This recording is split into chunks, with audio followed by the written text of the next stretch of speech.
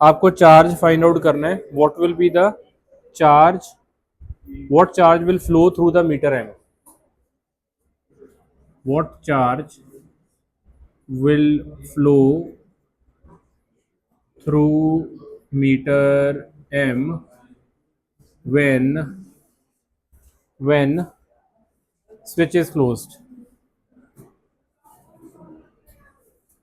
switch is closed.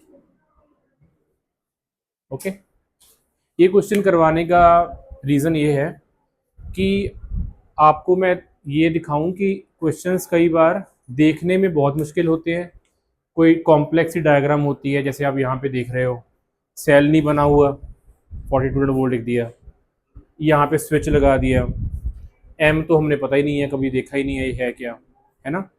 लेकिन ऐसे question से आपको बिल्कुल भी नहीं डरना होता है।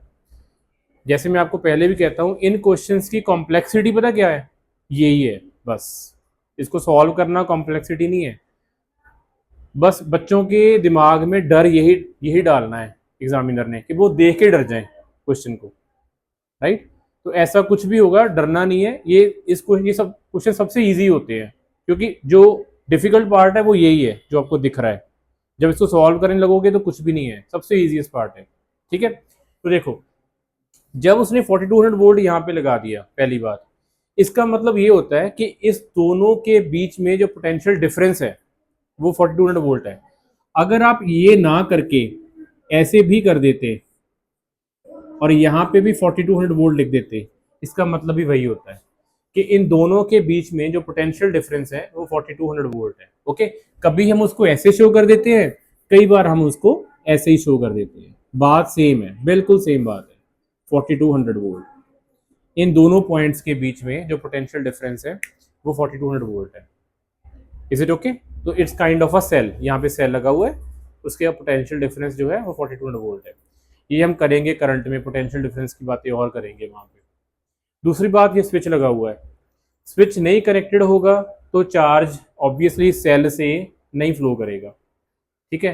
तो स्विच आप कनेक्ट कर दोगे तो चार्ज आना शुरू हो जाएगा। और एम क्या कर रहा है, एम कर रहा है जो भी है, एम हमें नहीं पता कौन सा मीटर है, हमने कभी पढ़ा ही नहीं है अभी, पर ये पता लग रहा है कि ये मीटर जो भी है वो चार्ज को मेजर करेगा, वो ये बताएगा कि कितना चार्ज आ रहा है, तो बात खत्म हो गई। तो बेसिकली ये मीटर का कुछ खास रोल नहीं है, वो पूछ रहा है कि बताइए जी यहाँ पे चार्ज चार्ज कितना जाएगा। तो जैसे हमने कल भी तो क्वेश्चंस किए थे ना, जब हम चार्ज फाइंड आउट कर रहे थे, अब ये चार्ज कहाँ पे है, यहाँ पे है, राइट। तो इसका मतलब ये अगर ये मीटर अगर यहाँ पे है, इसका मतलब क्या यहाँ से लेके यहाँ तक कोई कैपेसिटर है, नहीं आ रहा, तो इसका मतलब ये सेल जो जो टोटल चार्ज भेज रहा है वो पता करना है। अगर ये मीटर यहाँ पे लगा होता, यहाँ पे लगा होता, तो बताओ फिर हम कौन सा चार्ज फाइंड आउट करते, जो सी जो इस कैपेसिटर में से जाएगा वो चार्ज पता कर लेते। अगर मीटर यहाँ पे लगा होता तो दैट मीन्स कि वो क्वेश्चन यही करेगा, वो कहेगा what charge will flow through the meter M, जैसे इसमें, तो इसका मतलब जो चार्ज इससे फ्लो करेगा वही चार्ज यहाँ से तो आएगा ना, राइट। तो अगर मीटर यहाँ पे या फिर यहाँ पे लगा होता तो फिर हम यहाँ पे चार्ज फाइंड आउट कर लेते। अब क्योंकि वो ना यहाँ पे है, ना यहाँ पे है और ना ही यहाँ पे है, तो वो कहाँ पे लगा हुआ है, वो यहाँ पे लगा हुआ है, इसका मतलब वो आपको टोटल चार्ज की बात पूछ रहा है। तो टोटल यहाँ से टोटल चार्ज आएगा, वही स्प्लिट होगा ना तीन हिस्सों में, तो हमें टोटल चार्ज पता करना है। तो ये क्वेश्चन बड़ा ही सिंपल है। क्या है ये क्वेश्चन, 4200 वोल्ट की यहाँ पे सेल लगा हुआ है, बैटरी लगी हुई है, और ये कनेक्ट कर दिया, यहाँ से टोटल चार्ज बताओ कितना जाएगा। आपके पास तीन कैपेसिटर्स हैं, तीनों कॉम्बिनेशन में कैसे हैं वो आपको दिख रहा है, और उनकी वैल्यू कितनी है वो भी दिख रही है। आपको टोटल चार्ज फाइंड आउट करना है इस पूरे सर्किट में कितना होगा, that's it, as simple as that, ठीक है। तो कैसे करेंगे बताओ, पहला स्टेप, हमेशा पहले इक्विवेलेंट कैपेसिटेंस, स्टार्टिंग हमेशा वहीं से होगी, तो पहले इक्विवेलेंट कैपेसिटेंस निकाल लेंगे। चलो एक बार वो बनाओ, प्लान बनाओ, जब इक्विवेलेंट कैपेसिटेंस निकल गई मान लो आपको पता है, फिर क्या करोगे। हाँ, ये जो रितेश ने किया ये चीज़ हो रही है, कोलैप्स कर दो, मतलब कि हाँ, मतलब एक बार सर्किट को इमेजिन करके भी देख लो, वैसे तो आप निकाल दोगे लेकिन कईयों को नहीं होता, तो इसको इमेजिन करो। अगर आप ये तीनों को सॉल्व कर दोगे तो ये डायग्राम कैसी बन जाएगी, यहाँ पे स्विच था, ठीक है, वो कनेक्ट हो गया, ठीक है, यहाँ मीटर लगाया, छोड़ो, ये भी हो गया। उसके बाद क्या होगा, बताओ क्या होगा। मान लो आपने इक्विवेलेंट कैपेसिटेंस निकाल ली, तो आप इक्विवेलेंट कैपेसिटेंस कहाँ पे बनाओगे, कहाँ पे बनाओगे, यहाँ पे बनाओगे, यहाँ पे या फिर यहाँ पे, कहीं पे भी एक बना ले। चलो आप हम मान लेते हैं इस पे बना लेते हैं, ठीक है। तो हमने इन दोनों तीनों का आंसर निकाला और कोलैप्स करके यहाँ पे हमने लिख दिया इक्विवेलेंट कैपेसिटेंस, ऐसे इक्विवेलेंट कैपेसिटेंस। अब ये क्या करेंगे, ये बनाऊंगा नहीं, क्या करूंगा इनका, वैसे तो आप बनाओगे नहीं, लेकिन अगर आपका दिमाग अभी कह रहा है कि ठीक है मैंने यहाँ पे लिख दिया, लेकिन मैं फिर इसका करूँ क्या, तो ठीक है, अगर आपको दिखना चाहते हो तो ये ऐसे हो गया, ये लो एक और ये दो, राइट, सेम डायग्राम। लेकिन क्योंकि यहां से कोई कैपेसिटर है ही नहीं है, राइट, और यहाँ पे भी नहीं है, तो आप इन दोनों वायर्स को आप ऑब्सोलीट कर सकते हो, एक्सक्लूड कर सकते हो, हम नहीं लिखेंगे यहाँ, ठीक है। तो ये दोनों वायर्स हटा दोगे तब भी आपके पास यही बन जाएगा, यहाँ से एक, दैट्स इट। तो बस आपके पास इक्विवेलेंट कैपेसिटेंस है, आपके पास V है, तो आप Q निकाल लोगे, बस आंसर आ गया। तो कुछ भी नहीं था इसमें, देखो तो क्या था ये क्वेश्चन, पैरेलल कॉम्बिनेशन, इक्विवेलेंट निकालो, V गिवन है और Q निकाल लो, राइट। चलो करो, शाबाश। तो पहले इक्विवेलेंट कैपेसिटेंस निकाल लो, इसमें ट्री बनाने की भी जरूरत नहीं है, सिंपल सा क्वेश्चन है, तो आपको पूरा करने की जरूरत ही नहीं है, फटाफट आंसर आ जाएगा।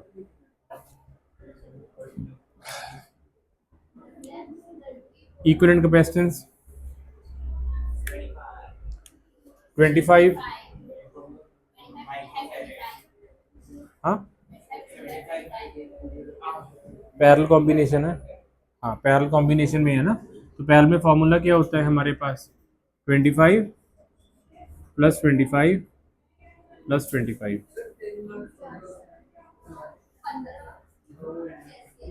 Okay,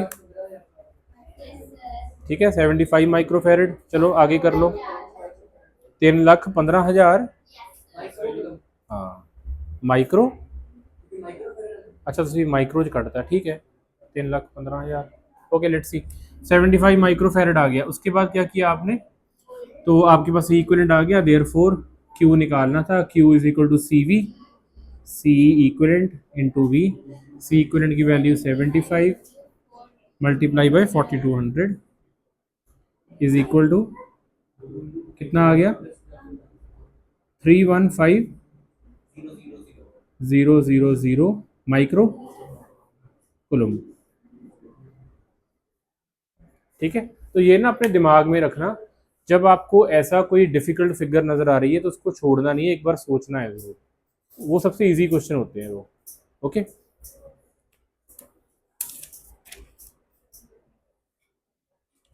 okay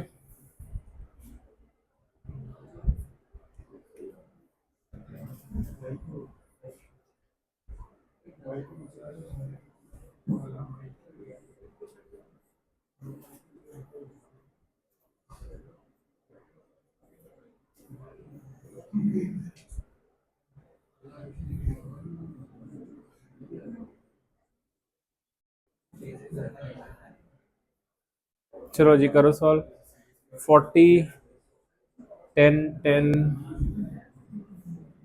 40 10 10 60 60 60, right. So you need to find the total charge that flows in the circuit, so you need to find a total charge, find total charge,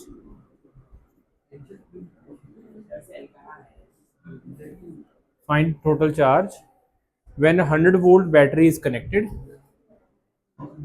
when 100 volt battery is connected between A and B, हाँ तो यहाँ पे बस यही given है, diagram ऐसे ही given है, तो सेल कहाँ है, हाँ एग्जैक्टली उसने कह दिया, अच्छा सॉरी मैंने ए बी लिखा भी नहीं यहाँ पे, तो ये ए बी हो गया है ना, तो उसको जोड़ दो कैसे भी, फॉर एग्जांपल ऐसे, अब ये करना नहीं है, मैं जस्ट वैसे को बता रहा हूँ, ऐसे अगर आप जोड़ दोगे तो यहाँ पे ये सेल आ गया। ठीक है, तो आपको ऐसा दिया नहीं होता है डायग्राम में कई बार, पर उसका मतलब यही होता है जो हमने किया अभी, आपको ऐसे दिया गया होगा। ओके जी, तो आपको टोटल चार्ज फाइंड आउट करना है। मुझे प्लान बताओ क्या है आपका। हाँ नहीं नहीं, चलो अब क्या करोगे, सारा कुछ निकालना, सी इक्विवेलेंट फाइंड आउट करेंगे।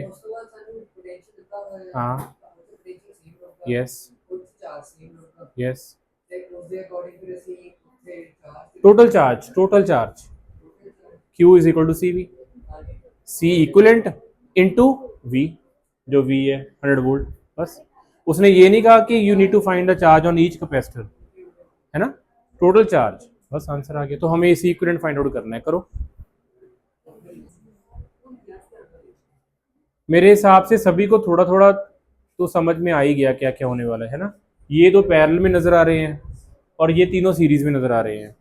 तो आप एक काम करो, इनका जो भी आंसर आएगा और इनका जो भी आंसर आएगा मुझे दोबारा से सर्किट बना के दिखाओ। मतलब इन तीनों के जगह एक कैपेसिटर बना दो, इन दोनों में का जो भी आंसर आएगा उसका एक कैपेसिटर बना दो। मैं इसको नाम दे देता हूँ ताकि आपको क्लियर करना हो, यहाँ पे हो। जैसे ये है C2 C3 C4 C5 C6। तो आप दोबारा से सर्किट बनाओ, वैल्यू बाद में निकाल लेना। वो सर्किट दिखाओ मुझे कैसा बनेगा। हाँ जी,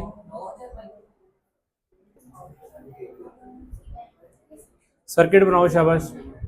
ज़्यादा स्मार्ट मत बनना, स्मार्टनेस में गलतियां होती हैं। हाँ, इन दोनों का एक कैपेसिटर बना दो, बन गया एक। हाँ हाँ हाँ, गुड गुड गुड। तीन वो देखना है आपको। अब बताओ आगे क्या करना है। हाँ, गुड गुड गुड गुड, सही कर रहे हो, सारे सही कर रहे हो। तो आप ये कर रहे हो कि ये यहाँ पे 40 C1 ऐसी लगा रहेगा, और यहाँ पे आपका एक आ जाएगा जिसका नाम होगा C56, और यहाँ पे आपका एक आ जाएगा जिसका नाम होगा C234, और बस ये आ जाएंगे आपके पास। चलो बेटा शाबाश, करो। C234 निकाला आपने, C234, तो ये सीरीज में है, तीन है लेकिन इक्वल है, वेरी नाइस। तीन है लेकिन इक्वल है, तो हम C/N कर सकते हैं। यहाँ पे आप 1/C लगाया तब भी ठीक है, लेकिन आप अपना टाइम बचा लेते हो, इजी था। तो यहाँ पे हो जाएगा 60/N, तो ये आ गया 20। C56 निकाला, वो भी पैरेलल में है, सॉरी वो पैरेलल में है, तो वो हो गया आपका 10 + 10, ये हो गया 20। तो ये आ गया 20 और ये आ गया आपके पास 20। हाँ जी मेरा, हाँ इधे बड़ा, हाँ ठीक है, सही है। हाँ, कितना आया, हाँ बिल्कुल ठीक है, गुड, बिल्कुल सही है। हाँ जी हाँ जी, दसो। एक मिनट, हाँ जी। यहाँ से चार्ज आया, इस कैपेसिटर के पास गया, फिर स्प्लिट हो गया, तो ये दोनों कैसे हो गए, पैरेलल में। तो इन दोनों का एक कैपेसिटर बना दो, तीसरा सर्किट। तो आप यहाँ से गए C1 और इन दोनों को कोलैप्स करके आपने एक कैपेसिटर बना दिया जिसका नाम होगा C23456, 23456, ये हो गया। सो 23456, ये दोनों पैरेलल में है, तो 20 + 20 40 हो जाएगा, 40 आ गया। अब ये दोनों कैसे हैं, सीरीज में है ना। तो C1 था आपके पास 40, वो भी आ गया 40, तो आप फिर 1/C लगाने की जगह सीधे ही 40/2 कर सकते हो। So therefore C equivalent is equal to 40/2 which is 20 microfarad, right. तो Q निकालना था, therefore Q is equal to CV नहीं लिखना, याद रखना है, नहीं तो मतलब आपके दिमाग में नहीं तो गलती हो जाएगी। Q is equal to C equivalent into V, right. So आपके पास आंसर बन गया 20 multiply by 100 which becomes 2000 micro coulomb. 2000 micro coulomb लिख दो या 2 मिली कुलम लिख दो, इतना रहने दो, इट्स टोटली ओके। हाँ जी, हाँ तो क्लोज ही किया हमने। अगर अगर क्लोज होता ही नहीं तो 4 जीरो था, तो चार्ज आएगा ही नहीं, सर्किट ही नहीं, सर्किट क्लोज ही नहीं है तो फिर ये करंट कैसे फ्लो करेगा, है ना। सर्किट क्लोज कर, तो यहाँ पे लिखा था ना when switch S is closed, तभी करंट फ्लो। नहीं नहीं बेटा, सर्किट कैसे क्लोज होता है, यहाँ पे बैटरी सेल होगा ना, ऐसे होगा ना, तो सर्किट क्लोज होता है तभी जाता है ना भाई। कोई डाउट और इसमें? ठीक है,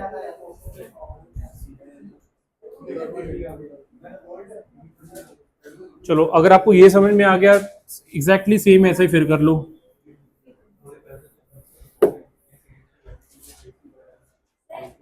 क्वेश्चन ये है, इसकी वैल्यू है सी, बाकी सारे वैल्यूज हैं आपके पास C1, ठीक है।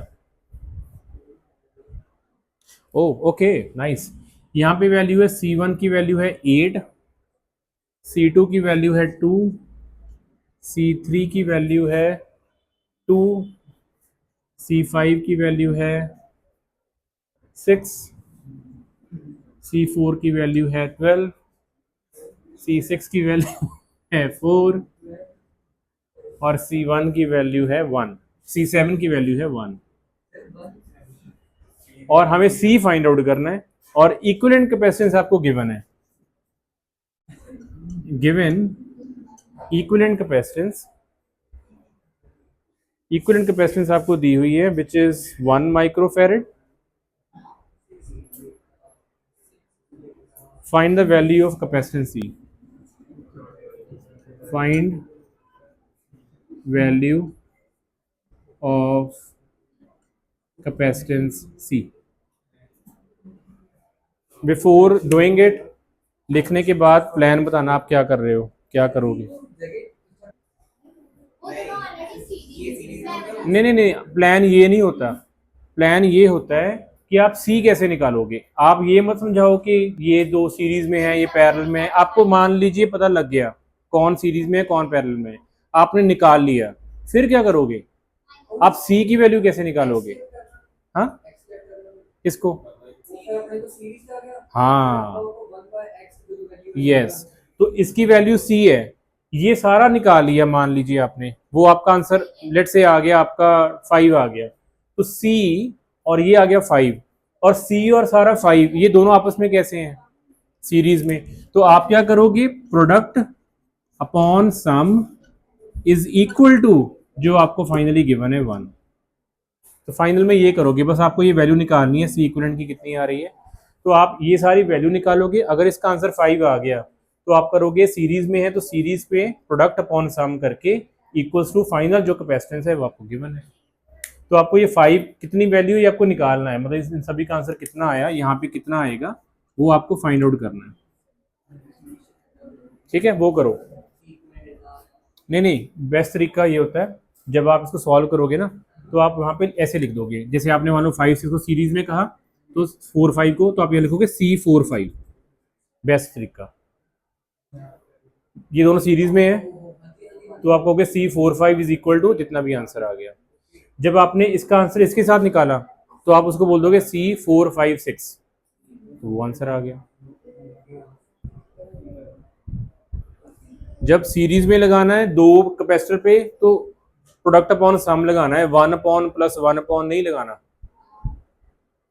जो मैंने आपको कहा, जैसे मान लीजिए दो सीरीज में है तो आप कैसे सॉल्व करते हो, या तो आप कहोगे 1.6 प्लस 1.12, नहीं करना, थोड़ा टाइम फास्ट करो, 6 इंटू 12 अपॉन 6 प्लस 12। बात समझ आ रही है ना क्या कह रहा हूँ, तो मैं यहाँ पे कर रहा हूँ, साथ साथ में देख लो।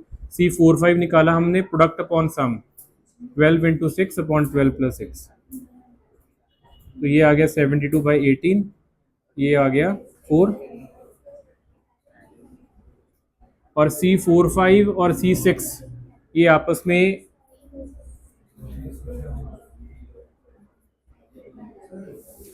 पैरेलल में है, तो ये आ गया आपके पास C45 प्लस C6, 4 प्लस 4 8। तो ये सारा सॉल्व होने के बाद यहाँ पे सिर्फ एक कैपेसिटर आ जाएगा 8 माइक्रोफैरड का। फिर आप देखोगे C23 को, C23 ऑब्वियसली पैरेलल में है, तो 2 प्लस 2 4, तो ये भी सॉल्व हो गया। तो इसका मतलब अगर मैं दोबारा से डायग्राम आपको, अगर नहीं किसी को समझ में आई तो उसकी डायग्राम ऐसी हो जाएगी, C1 8, C23 4, C7 1, और ये सारा मिला के 4।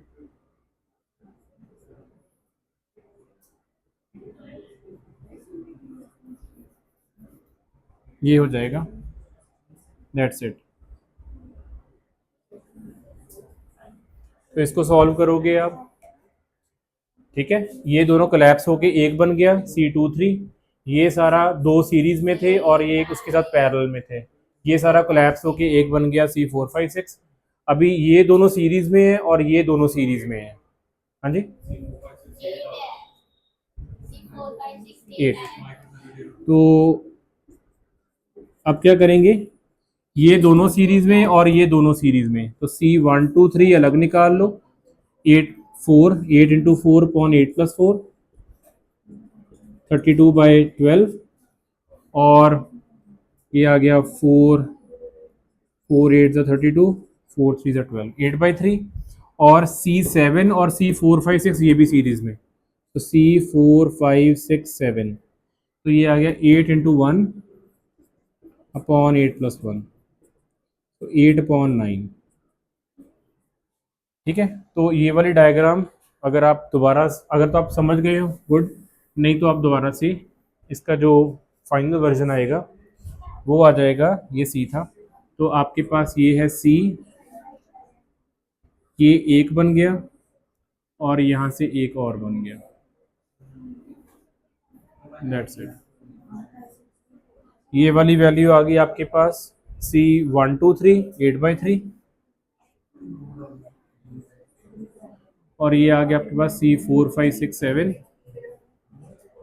और ये आ गया 8/9। ठीक है। तो अब ये दोनों पैरेलल में हैं दोबारा से, तो C1 2 3 4 5 6 7 ये दोनों पैरेलल में है, तो पैरेलल का फॉर्मूला लगा दिया, तो ये आ गया आपके पास 9 8 प्लस 3 3 8 3 24, 32/9।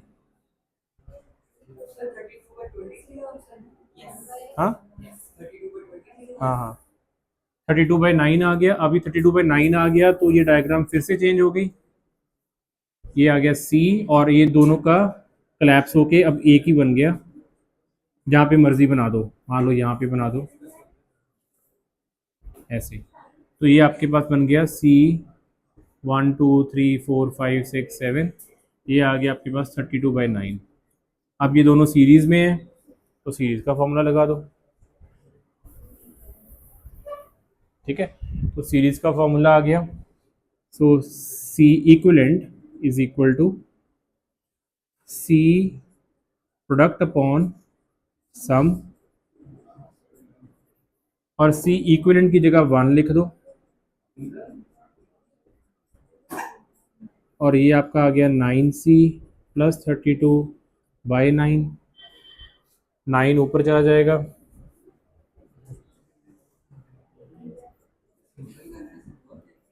हाँ की सिंपल कितना करा, तो एलसीएम ही लिया,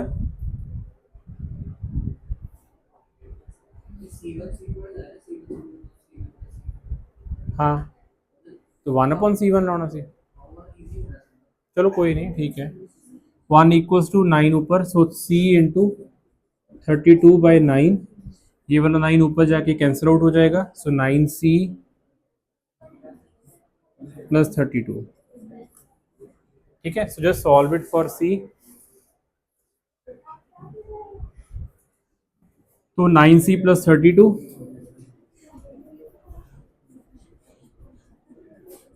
इक्वल्स टू सी इंटू 32। तो 9c C 23, so 32 is equal to 23c, c is equal to 32 by 23 microfarad. ठीक है जी, ये है नेक्स्ट क्वेश्चन आपके लिए। ये है 1 माइक्रोफेरेड,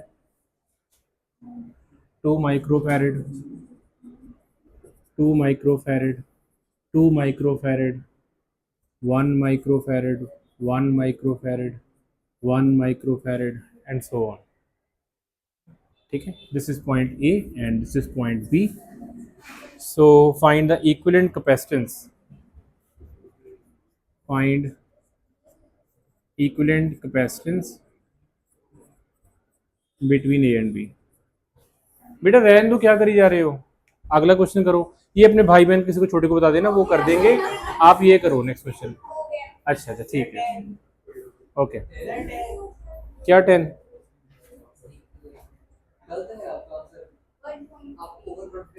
क्या क्या बोले जा रहे हो, ठीक हो? गर्मी तो नहीं लग गई? लिखो, this is called as ladder diagram. Ladder का मतलब होता है दिस इज इनफाइनाइट। ऐसे कॉम्बिनेशन आगे भी आते जा रहे हैं, आते जा रहे हैं, आते जा रहे हैं। तो आप भी इक्विवेलेंट कैपेसिटेंस बताना है। नहीं है, नहीं आएगा। चलो लिख लो, डायग्राम तो बना लो, इसलिए करवाने लगा हूं आपको।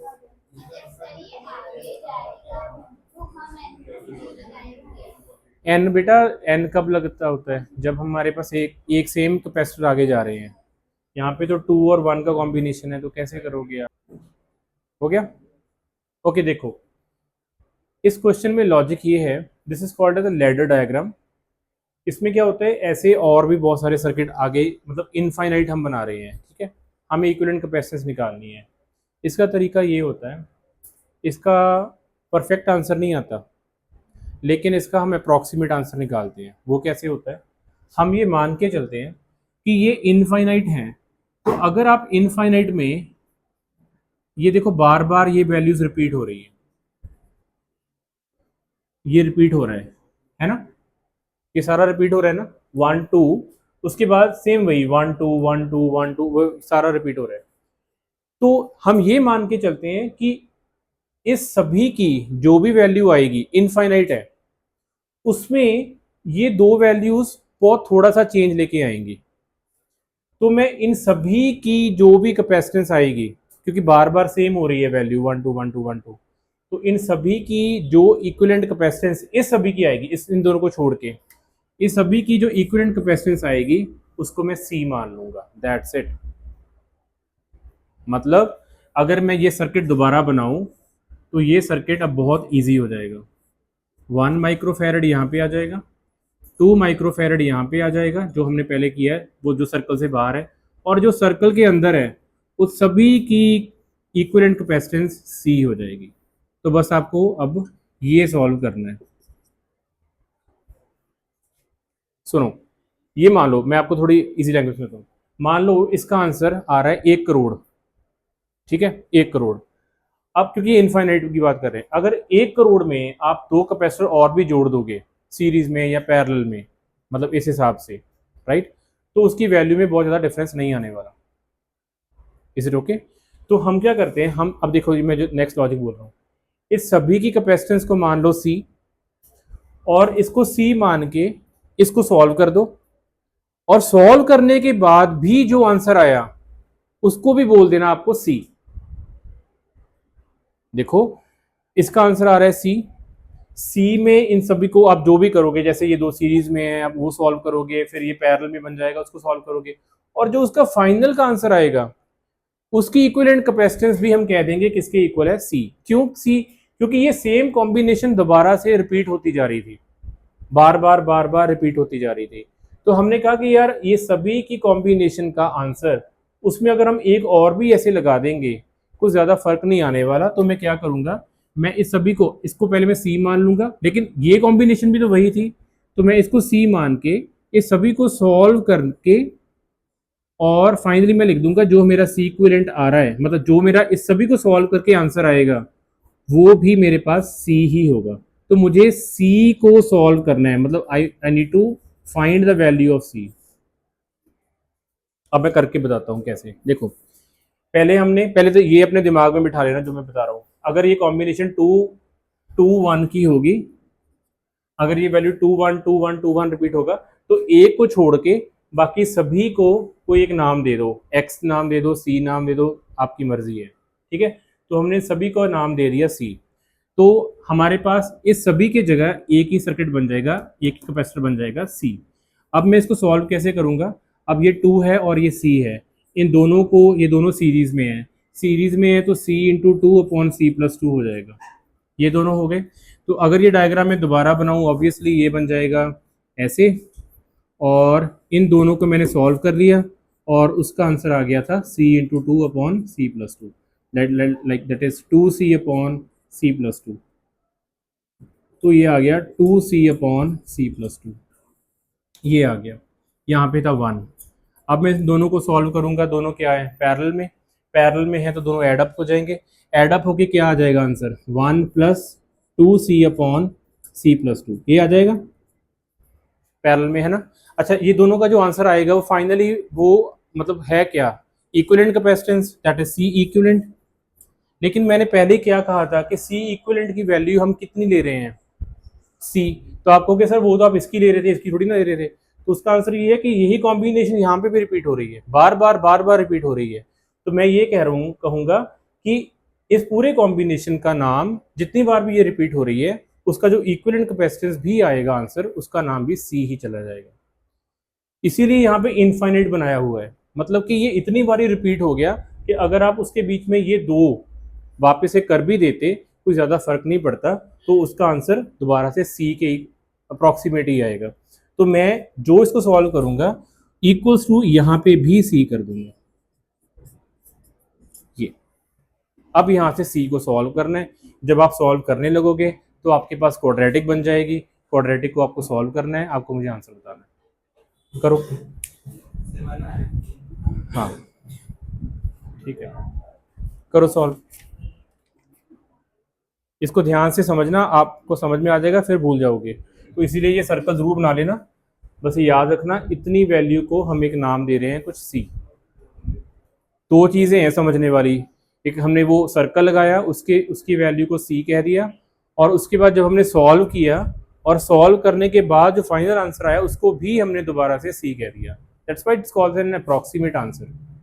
इनफाइनाइट था, 1 करोड़ था, अगर 1 करोड़ में मान लो एक और ऐड हो गया या एक माइनस हो गया, तो हम कहते हैं अप्रॉक्सीमेटली आंसर 1 करोड़ के इक्वल ही है।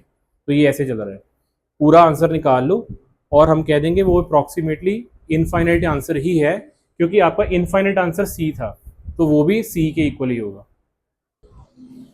ओके, सो कर लिया होगा आपने। क्वाड्रेटिक सॉल्व करो। सो ये आ गया आपके पास, एलसीएम लिया, c is equal to C+2 + 2C/C+2, तो ये इधर मल्टीप्लाई हो जाएगा, c मल्टीप्लाई बाई C+2। तो ये आ गया आपके पास 2 + 3C, ये मल्टीप्लाई हुआ C² + 2C, तो ये आ गया C², 2C - 3C - C -2 = 0, ये आ जाएगा। ठीक है, तो इसका क्वाड्रेटिक को सॉल्व करना, तो -2 + 1 C² - 2C + C -2 = 0, C common, C -2 + 1 C -2, right. तो आपके पास आ गया C + 1 = 0 या फिर C -2 = 0। C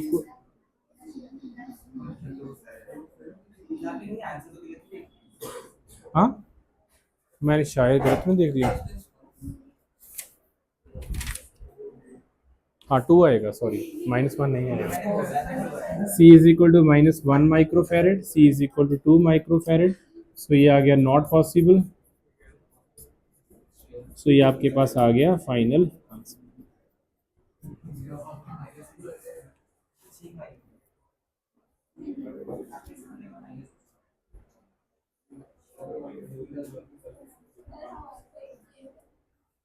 ठीक है बेटा, ये वाला क्वेश्चन। अच्छा, ये वाले जो क्वेश्चन होते हैं इनको सॉल्व करने का एक छोटा सा तरीका होता है। कौन है? टाइम कितना होया? शुक्र है 40 नहीं गया तुम। अच्छा चलो 1 मिनट में देख दो फटाफट इसको। देखो ये वाले क्वेश्चंस का एक ट्रिक है सॉल्व करने का, वो ये है। देखो यहाँ पे आप मान लो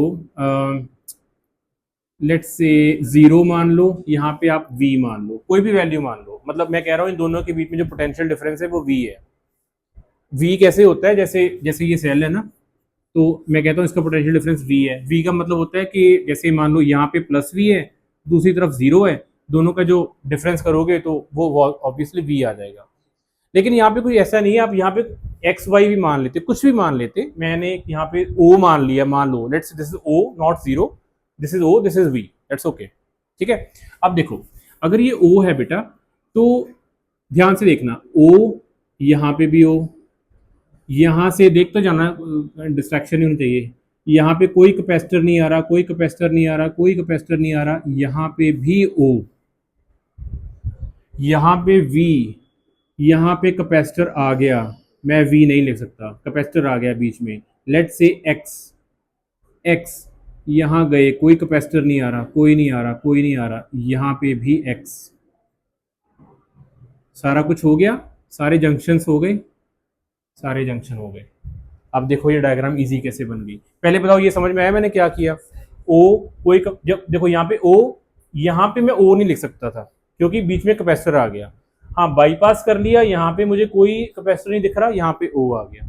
दूसरी तरफ वी, अगर यहाँ पे कैपेसिटर ना होता तो मैं यहाँ पे भी वी लिख देता, लेकिन यहाँ पे कैपेसिटर आ गया तो यहाँ पे पोटेंशियल चेंज हो जाएगा, मैंने एक्स लिख दिया। अब अगर ये एक्स हो गया, यहाँ पे भी ऑब्वियसली एक्स आ जाएगा, लेकिन अगर एक्स यहाँ पे एक्स नहीं लिख सकता हूँ, वही सेम चीज, क्योंकि बीच में कैपेसिटर आ गया था। मैंने सारे जंक्शंस देख लिए, मुझे यहाँ पे मिल गए। अब इसको इजी कैसे बनाना है? देखो O x B, O x V, O कहीं पे भी एक्स लिख लो, कहीं पे भी वी लिख लो। ओ और एक्स के बीच में कैपेसिटर बोलो कौन कौन से हैं? O X 2 microfarad, O X 2 microfarad, X O 3 micro, फिर से वही X O 3 microfarad, okay. O X again 5 microfarad, O X 5 microfarad, okay. X V, X V 10 microfarad. बताओ ये कैसे करोगे सॉल्व? मुझे लग रहा है यहाँ अनिका क्या हो रहा है, ध्यान दो इधर बेटा। ये देखो, ये कुछ लग रहा है इजी हो गया काम। क्या हो रहा है? इन दोनों के बीच में 3 सर्किट बन गए जो पैरेलल में है, और उनका जो रिजल्ट निकलेगा वो इसके साथ सीरीज में है। तो इसका पैरेलल का आंसर निकालो, उसका सीरीज के साथ निकालो, आपका इक्विवेलेंट कैपेसिटेंस आ गया।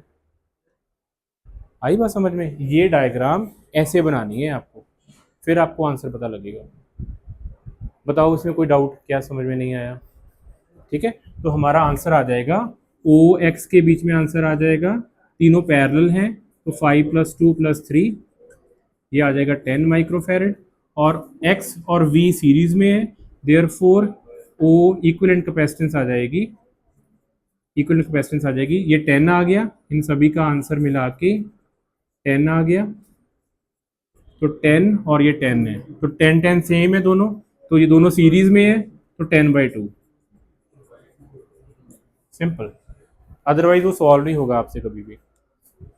ठीक है, बस ये कर लो नोट।